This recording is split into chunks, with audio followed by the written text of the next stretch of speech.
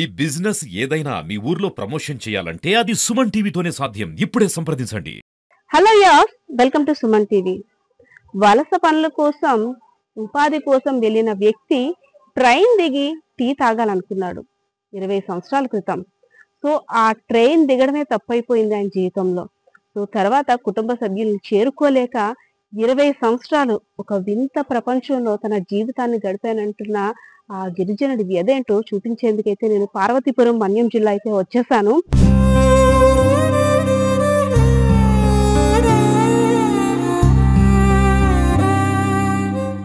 Recent గా ఒక వార్త కూడా వైరల్ అయ్యింది, మనం చూసాము. ట్రైన్ దిగి టీ కోసం వెళ్ళిన వ్యక్తి 20 సంవత్సరాల తర్వాత తన కుటుంబీకుల దగ్గరికి చేరుకున్నాడని. సో ఇందులో చాలా ఇంట్రెస్టింగ్ ఏంటంటే 20 సంవత్సరాల ఆ వ్యక్తితో ఒక వ్యక్తి అంటే ధనవంతుడైన వ్యక్తి వెట్టి చాకరీ చేయించుకుని తర్వాత కనీసం తనకి కుటుంబ సభ్యుల యొక్క సమాచారం కూడా ఏది తెలియకుండా ఒక అమాయకుడు నాకు దొరికాడు, సో తింతో వెట్టి చాకరీ చేయించుకుని నా పనులన్నీ చేయించుకోవచ్చు అని చాలా తెలివిగా ప్లాన్ చేసి తనకంటూ ఏ ఆధారాలు కూడా లేకుండా ఒక పక్కడ్బందీగా ప్లాన్ చేసిన తర్వాత అంటారు కదా, రాసుంటే ఎలా అయినా జరుగుతుందని. ఏ దేవుడు కనికరించాడో తెలియదు కానీ ఆ వ్యక్తినైతే మాత్రం ఇప్పుడు కుటుంబ సభ్యుల దగ్గరికి వచ్చాడు. సో ఆ వ్యక్తి ఎవరు, ఏంటి, ఎలా తప్పిపోయాడు, ఇదంతా మనం సినిమా స్టోరీస్ లో చూస్తుంటుంటాం. చూసి వచ్చిన తర్వాత అయ్యో అంటుంటాం, కానీ ఇది నిజంగా రియల్ లైఫ్ లో జరిగిన వాస్తవ కథనైతే నేను చూపించేందుకైతే ప్రస్తుతం ఆ చొక్క అయ్య అనే వ్యక్తి ఇంటి వద్ద అయితే ఉన్నాము. ఒకసారి మాట్లాడదాం ఆయనతోటి, మరిన్ని వివరాలు కూడా తెలుసుకుందాం.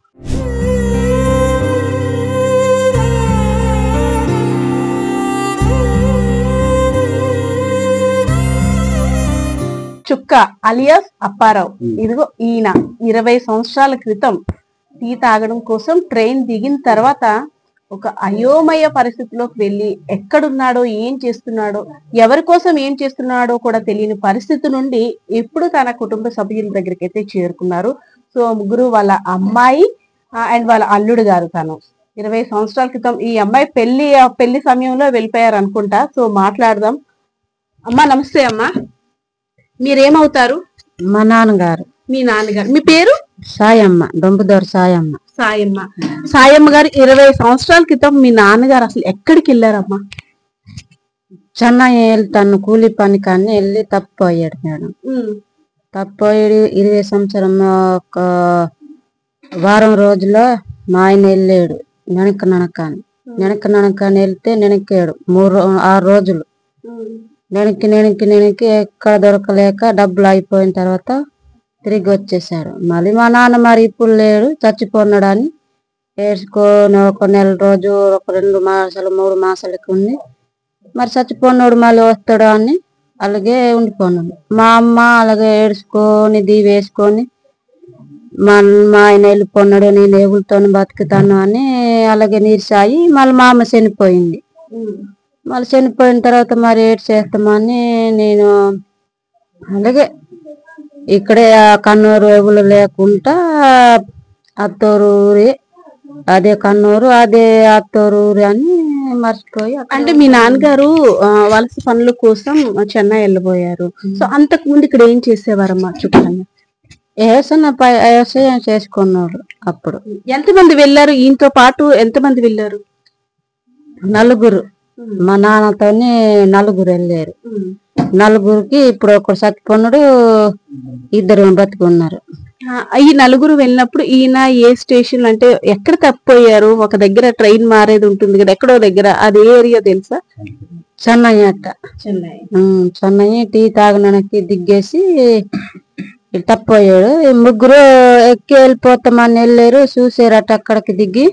మరి మా తోడు మనిషి రాలేరు, మనం ఎందుకు ఇక్కడ ఉంటామో, పని చేసి వెళ్ళిపోతాము. వాళ్ళు తమ్ముళ్ళు అల్లుడులు ఉన్నారు కదా, కూతురు ఉంది కదా, మాకే తప్పు పట్టే చంపేశారు అమ్మేశారు అని చేస్తారని వీళ్ళు తిరిగి వచ్చేసారు.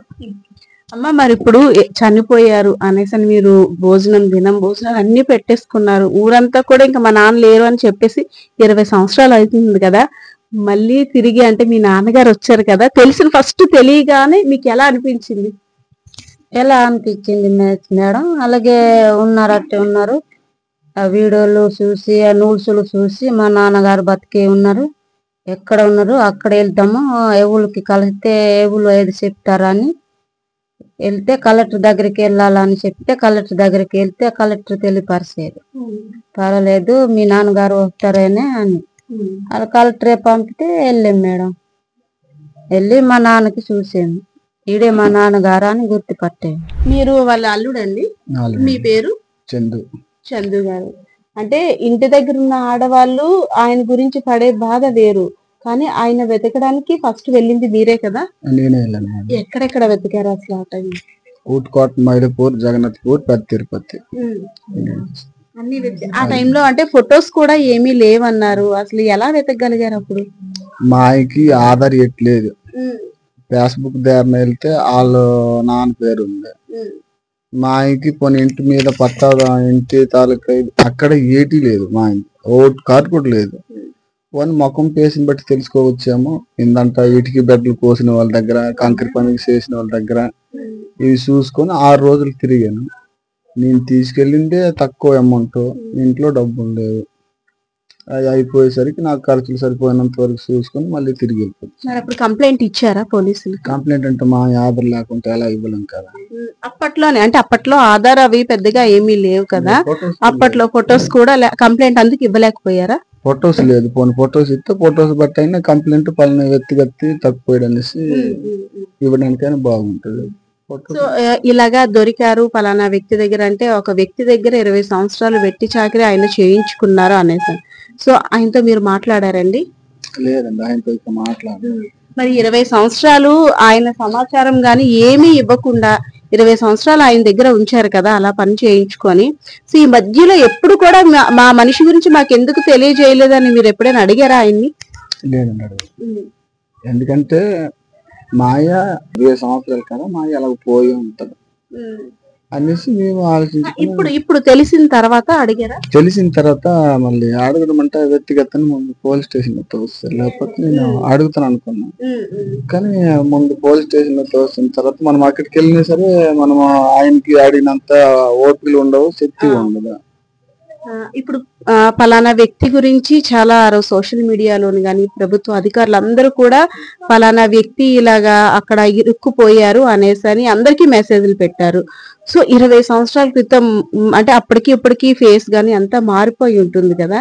ఫస్ట్ అలా ఎవరు గుర్తుపట్టారు ఈయన మా చుక్కయ్యే, ఈయన మా బంధువే అనేసి అని ఎవరు గుర్తుపట్టారు? మా ఆవిడ. అయితే నేను ఈ పునాద చిన్న పున తాపి పని చేస్తాను, కూలి పని. మధ్యాహ్నం 1 గంట అయినప్పుడు సెల్ల గెలుపుతున్నా. సెల్లో నేటి వ్యక్తిగతం చూపిస్తుంది 20 సంవత్సరాలు అనేసి అంతుంది అనేసి చూసేసరికి ఈయన పోల్చలేకపోను. మా ఆవిడకి చూపించింది. ఈయన ఎవరు ఒకసారి చూడంటే తుప్పు తుల్లు అని ఏడ్చి మా ఆవిడ ఏడ్చింది. అప్పుడు నాకు కన్నీరు బాగా వచ్చింది. అంటే ఎవరికైనా పుట్టిన తర్వాత బాధ అనిపిస్తుంది. ఇదే మా అమ్మ 2 రోజులు తప్పు. మీ అత్తయ్య గారు కూడా బెంగ పెట్టుకున్నారు కదా అప్పుడు, మా ఆవిడ కూడా ఎదురు చూసారా ఈయన వస్తారని?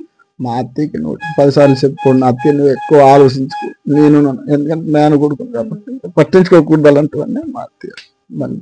మరి ఇప్పుడు ఇన్ని సంవత్సరాల తర్వాత 20 సంవత్సరాలు అంటే ఎక్కడో సినిమాల్లో చూస్తుంటాం మనం, పలానా వ్యక్తి ఎప్పుడో చిన్నప్పుడు తప్పిపోయి వేరే కుటుంబంలో బ్రతకడం అవన్నీ. అలాంటిది ఇప్పుడు మీ జీవితంలో అయ్యింది. సో మీ మాయ గారు వచ్చిన తర్వాత ఎలా అనిపించిందండి? ఒక పెద్ద దిక్కు ఆయన. నాకు పెద్ద దిక్కు అంటే నా ఇంటికి మళ్ళీ పుట్టుకొచ్చాడు నా పెద్ద కొడుకు. చుక్కయ్య గారు ఎలా ఉన్నారు ఇప్పుడు? బాగున్నారా? బాగున్నాం. మీరు అప్పుడు ఎక్కడుండేవారు? ట్రైన్ దిగి వెళ్ళిపోయారు, ట్రైన్ దిగి తప్పైన తర్వాత పోయి డైరెక్ట్ ట్రైన్ పోర్చి ఇది పాండిచేరి పోయితే అంకితే ఊర్మల్ ట్రైన్ వీళ్ళు ఇంకా అయిపోయినారు. నా ఈ బండి వెళ్ళాలి అక్కడ ఒక రోజు బండి తిండి వస్తే ఆ బండితో ఈ బండి వెళ్ళాలి, ఈ బండి అయింది నా ఓ బండి తిండి వస్తాయి 3 బండి పిన్నాడు పడితే ఏరుతుంది. ఏర్లే మెడ్రాస్ దగ్గరికి వస్తుంది తిరుపతికి బండి తిని బాధలే వాళ్ళకి జీవితకి వస్తుంది. వైజాగ్కి పోయింది, వైజాగ్ అయితే కాసులే కాసులకి అయితే వైజాగ్ తిరిగి పారుతుంది. కాసు డబ్బులు ಇಲ್ಲ అక్కడ కాసు ఉన్నాయి కదా, కాసు డబ్బులు ಇಲ್ಲ. శివాంగి జిల్లాకి పోను, శివాంగి జిల్లాకి పోయి ఒక మనిషి బాబా అన్న దగ్గర అనేసి ఉన్నారు. ఫోన్ సాపర్ ఉన్నాం కుడతారు అని కుడితే ఇంక ఏరు నా కాసు కుడుకు ఆయన అనుకున్నారు, డబ్బులు కుడుకు ఆయన ఆయనకున్నారు. డబ్బు కుడుకోమంటే కాదని నేను ఉన్నాను. నాకు కుడుతాను డబ్బులు, నాకు కుర్తిస్తాను ఉన్నారు. నాకు అయింది ఒక భర్తకి పోకు కాసు నాకు కుడుతాను, ఎంత కొంత నాకు కాసు కుర్తిస్తాను అనుకున్నారు. ఉండిపోయాను. నాకు అక్కడ ఏం చేసేవారు మీరు? చిన్న వెళ్ళ ఇది గొర్రె పిల్లలు గొర్రె పిల్లలు మెచ్చి తన గట్ట కట్టడం 2 మాడి పాలు మాడిగా తన గట్టి కట్టి అంటే 2 మాళ్ళు తల్లి మాళ్ళు అంటే ఇది ఆవులు ఆ ఏరియాలో. అంటే పాండిచ్చేరి ఉపాధి కోసం వెళ్తున్న టైంలోని చెన్నైలో ఈయన టీ కోసం వెళ్ళిన నలుగురు ఈయన కలిపి దిగారు. దిగిన తర్వాత బండి పోర్చి అప్పుడు కన్ఫ్యూజ్ అయిపోయారు. ట్రైన్స్ ఏ ట్రైన్ ఎక్కాలో తెలియని టైంలోని మధురై వెళ్లే ట్రైన్ ఎక్కేశారు. అంతేనా? అక్కడ ఒక ఆయన చేరదీశారు ఈయన్ని. ఆ ఉపాధి కోసం వెళ్తున్నావు కదా, ఆ డబ్బు లేదు నేనే ఇస్తాను, నేనే చూస్తాను, మీ ఫ్యామిలీ దగ్గరికి చేరుస్తానని మంచి మాటలు చెప్పి ఆయనతో పాటు ఈయన తీసుకొని వెళ్ళారు. అంతేనండి? అలాగనే తీసుకెళ్ళిపోయాం. చుక్కయ్య గారు, అక్కడికి వెళ్ళిన తర్వాత మరి మీ తిండి, మీ పోషణ అవన్నీ ఎలా చూసేవారు ఆయన? తిండి 3 పూటలు భోజనమే. కాళ్ళ టీ కుడిచేసి చాపారి ఎత్తి మనతకి సరే 12 మందికి చాపారి. ఇప్పుడు అడగలేదా, నేను ఇక్కడికి వచ్చాను కదా, మా ఇంటికి వెళ్తాను, మా కుటుంబ సభ్యుల దగ్గరికి వెళ్తాను, ఒకసారి ఫోన్ చేస్తాను, లేదంటే పలానా ఊరు నా కూతురుని చూడాలని ఉంది, మా ఆవిడని చూడాలి, ఇప్పుడు అడగలేదా? కాసు పోతాను అనుకున్నామ్మా, కాసు పోతాను ఊరికి అంటే నాకు ఇస్తాను అనుకున్నాడు. ఇస్తాను అనుకుంటే మరి నేను ఇడకమ్మ ఇవ్వవు, భూమి ఇస్తాను అనుకున్నాడు. భూమిని ఎందుకు అన్న పిల్లలు మా కూతుర్లు తమ్ముళ్ళకి మా ఊర్లో ఎరిగి వేగిపోతాను, కాసు అంటే కాసు కుట్టుకోలేదు. డబ్బులు ఇమ్మని అడిగితే ఇచ్చేవారు కదా, భూమి ఇస్తాను అనేవారు, భూమి ఇస్తాను అవి తీసుకుందు అనేవారు, కానీ డబ్బులు ఇచ్చేవారు కాదు. అందుకు వాళ్ళకి పోలీసుకి వారసులన్నా వాళ్ళకి ఎరిపడి పెట్టేసాను. ఇంత కాసున కొడుకోలే ఈ మనిషి 20 బస్సు కాసు 10 లక్ష 50,000 కీర్తని ఏం కొడుకోలే 10 లక్షలకి కొన్ని అంచులతో కూడా అనుకున్నాను, అంచులతో కొడుకోలే. మరి మీరు పక్కన ఉండే వాళ్ళు వాళ్ళతో ఎప్పుడైనా చెప్పుకునేవారా? మీ తోటి ఎవరో ఒకరు పక్కన ఉండే వాళ్ళు, ఎవరో తెలిసిన వాళ్ళు ఎవరో ఒకరు ఉంటారు కదా, మీరు నీవు కాసు కొడుకోమంటే పోలీసుకి వాళ్ళకి సొల్లు అంటున్నారు, చెప్పు అని పోలీసులకి చెప్పు అనేవారు.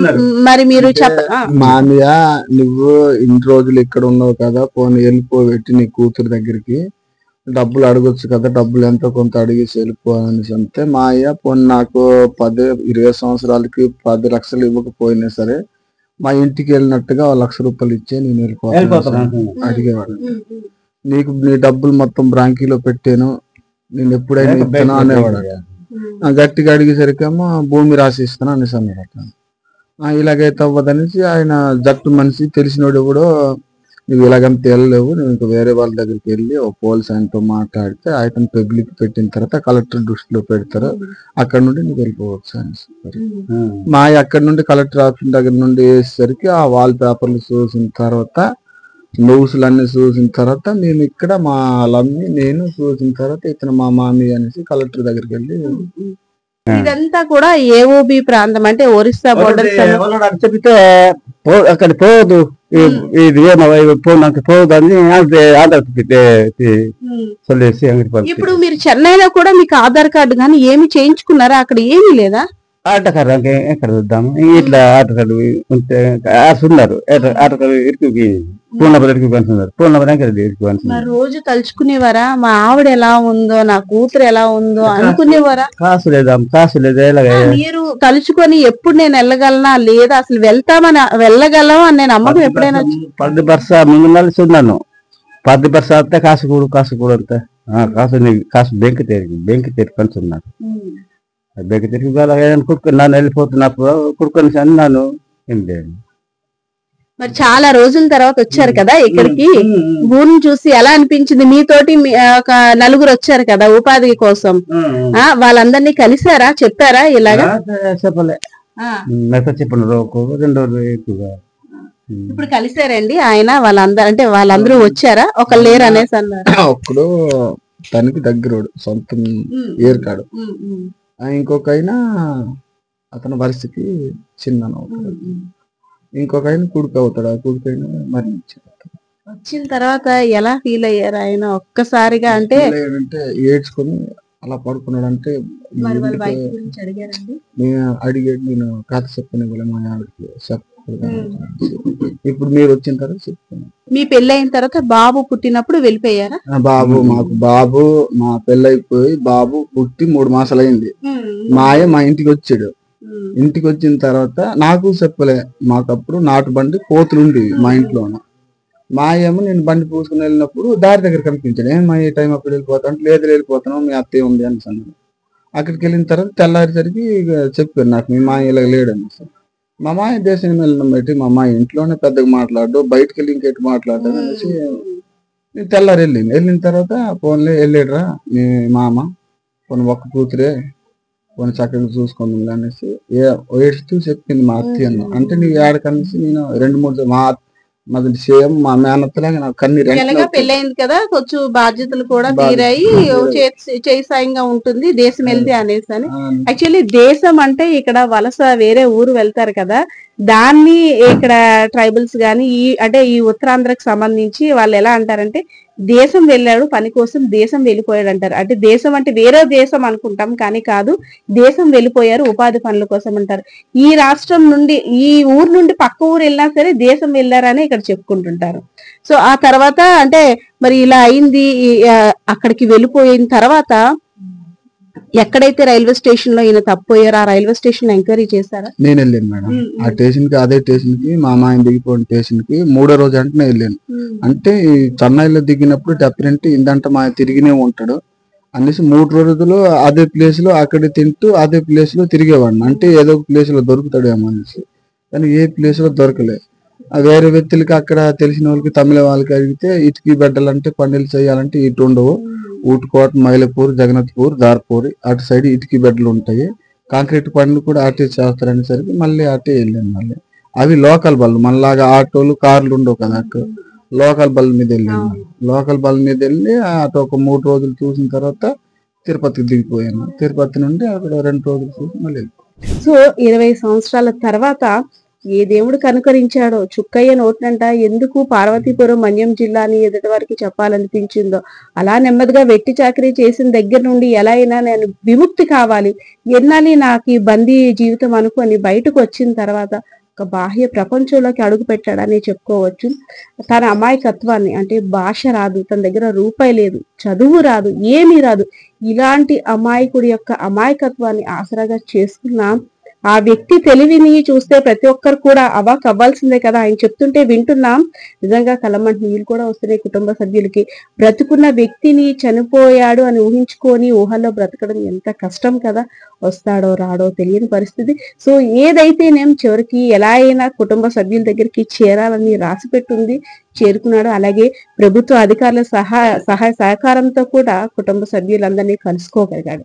సో ఇదండి మన చుక్కయ్య అలియాస్ అప్పారావు స్టోరీ. అయితే మీరంతా చూసారు కదా.